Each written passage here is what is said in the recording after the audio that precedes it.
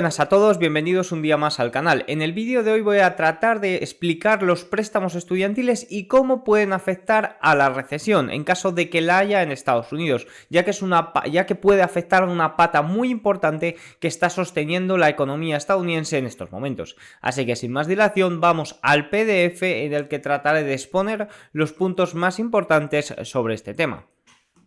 Lo primero, la economía estadounidense en estos momentos no se encuentra en recesión. El último dato del Producto Interior Bruto del primer trimestre fue de un 1,3. El del cuarto trimestre del año 2022 fue de 2,6, por encima del 0% necesario en 2 trimestres para que comience o que dé paso a la recesión técnica.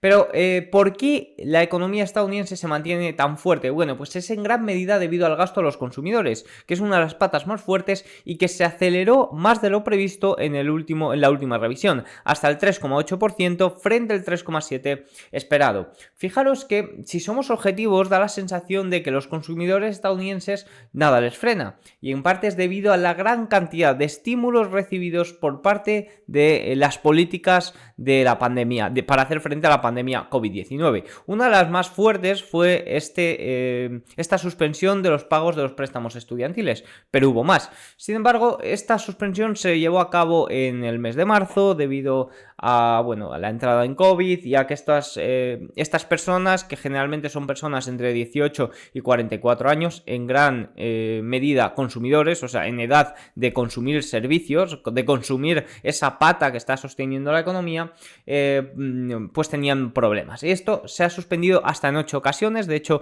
en la presidencia de Biden también se ha suspendido. Sin embargo, esto parece acabarse dado el acuerdo por la ampliación del techo de deuda que se llevó a cabo entre Joe Biden y McCarthy. Este acuerdo se llamó Ley de Responsabilidad Fiscal y prohíbe a la administración Biden prorrogar la pausa en el reembolso de los préstamos estudiantiles. Esta fecha para el reinicio de los pagos será en octubre. Por lo tanto, octubre es una fecha muy importante a tener en cuenta. Fijaros en este gráfico, la deuda total asciende ya a casi 1,8 billones de dólares. Y si vemos más en detalle esta cifra de 1,8 billones, el 64% han estado en situación de suspensión de pagos. Es decir, el 64% de esos 1,8 billones no han pagado. Porque sí que es cierto que ha habido estudiantes que han seguido pagando. El mayor problema de esto es que muchos de los 25 millones de estadounidenses que han aplazado la deuda tienen entre 18 y 44 años, uno de los grupos demográficos más importantes que impulsan el gasto de los consumidores. Es decir, buena parte de estos afectados son los que sostienen esa pata de la economía estadounidense, ese consumo minorista, ese consumo discrecional. Bueno, vamos a ver cómo afecta a los consumidores. Esta suspensión de pagos ha provocado que el consumidor medio tenga 15.327 dólares de ingresos adicionales. Estos dólares, evidentemente, son gastados en consumo discrecional.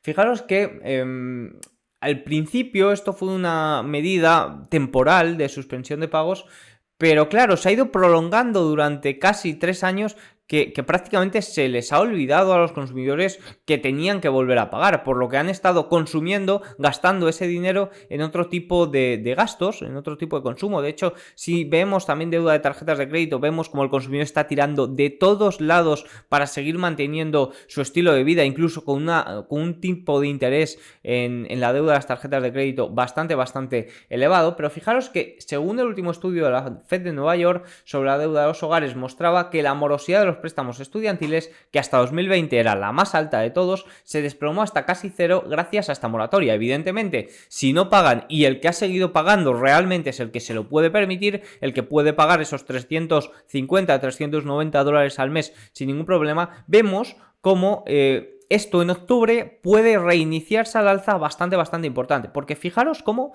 la deuda de tarjetas de crédito, la morosidad en tarjetas de crédito ha aumentado. Vemos cómo la de los automóviles ha aumentado, y es que los tipos de interés de esta deuda están al alza.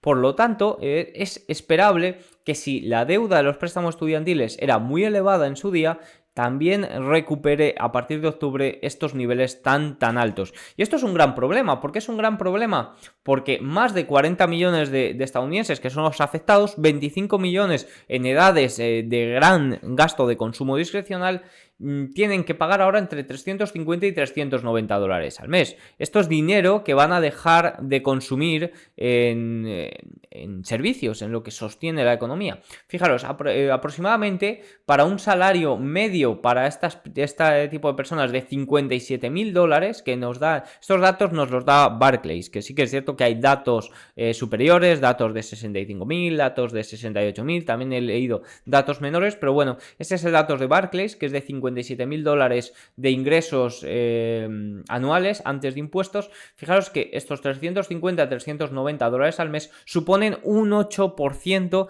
del total de los gastos para estas personas. Esto es bastante. Esto se deja de gastar en otro tipo de gastos. Fijaros lo que se comentaba sobre esto. Para muchos prestatarios la pausa en el pago ha cambiado, salvando a muchos de la ruina financiera y permitiendo que otros finalmente salgan adelante. Y la pregunta aquí que deberíamos de hacernos es: ¿está el consumidor, está el afectado por este reinicio de los pagos en una situación mejor que cuando se suspendió? Es decir, ahora, con el aumento del costo de vida provocado por una inflación que llegó a situarse por encima del 9% en Estados Unidos, con los tipos de interés y el endurecimiento crediticio que está habiendo, con el empleo aumentando y que se espera que siga aumentando en los próximos meses, ¿realmente esta persona, realmente este afectado, puede ahora permitirse pagar esos 390 dólares? Bueno, pues como hemos visto, evidentemente se espera que la morosidad de estos préstamos vaya a máximos y recupere ese primer puesto que tenía antes del inicio de la pandemia. Y evidentemente la gente que tenga que gastar en esto, porque es un gasto esencial, es un gasto que deben hacer, dejará de consumir otro tipo de servicios, y ahí es cuando la economía estadounidense puede verse muy afectada, cuando los servicios, que es una de las grandes patas que sostiene la economía, deje de hacerlo. Por lo tanto, esto puede ser un gran cóctel molotov para derrumbar la economía estadounidense. Fijaros que coincide un poco, bueno, no es que coincide, podemos relacionar esto con lo que nos decía Hartnett en el paper de la semana pasada. Fijaos que decía que veía un repunte del S&P 500 de 100-150 puntos más. De momento vemos cómo está corrigiendo, pero luego podría haber un descenso de 300 puntos. Y también decía que le recordaba, evidentemente no predecía esto, pero le recordaba los años 2000 o 2008, donde había un gran rally después de un gran colapso. Evidentemente, la situación de una recesión, o de una recesión, mejor dicho, de una recesión leve, sí que está descontada por parte del mercado. El mercado descuenta un soft landing o una recesión muy leve. Pero ¿qué sucede si la recesión es mayor a lo que se espera? Ahí es cuando realmente puede haber ese gran colapso. De momento, este tema de los préstamos estudiantiles es necesario conocerlo, pero tampoco es necesario agobiarse y ser catastrofista, con este tema. Si vemos el mercado en estos momentos, se encuentra en la zona de los 4.365 a falta de la apertura del día de hoy, jueves 22 de junio, y se encuentra por encima de esta zona de los 4.300 puntos, que es muy importante, y media exponencial de 21 sesiones. Mientras mantenga estos niveles, no habría por qué preocuparse. El problema es cuando si pierde estos niveles.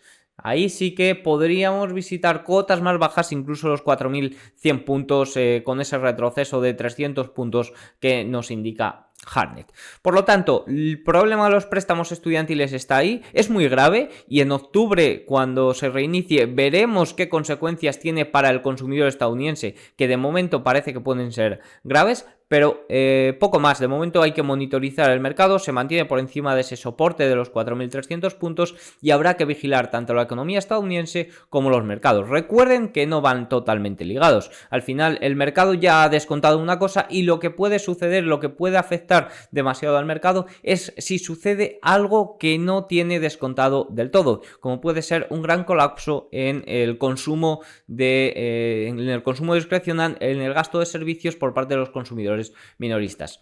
Poco más debo de comentar en el día de hoy. Espero que les haya gustado el vídeo. Si es así, suscribirse, dar like y nos vemos la semana que viene. ¡Chao!